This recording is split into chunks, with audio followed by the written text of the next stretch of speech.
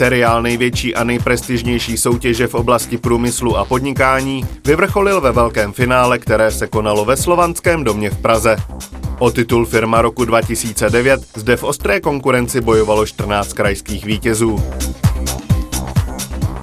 Vítejte na 4. celostátním finále soutěží na podporu malého a středního podnikání od Ceny hospodářských novin, Vodafone Firma roku a Zlaté stránky Živnostník roku 2009. Ještě jednou, dámy a pánové, dobrý večer. Partneři soutěží se netají tím, že jim jde o zvýšení prestiže podnikatelského stavu a změnu pohledu zejména na malé a střední firmy. Jejichž přínos je sice pro rozvoj průmyslu i zaměstnanost v ČR zcela zásadní, ale není ze strany státu zcela doceněn. Takže 3. místo v soutěži o Cenu hospodářských novin Vodafone Firma roku 2009 získává společnost Kovar.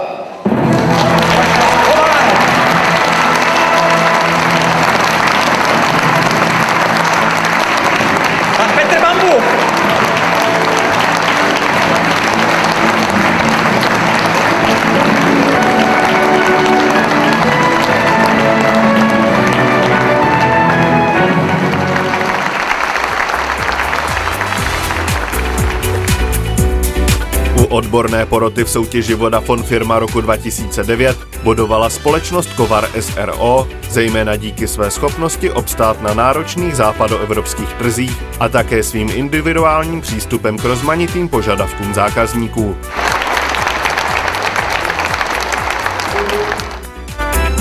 Gratulujeme ke skvělému 3. místu v největší podnikatelské soutěži v České republice a přejeme mnoho úspěchu při dalším rozvoji společnosti Kovar s.r.o.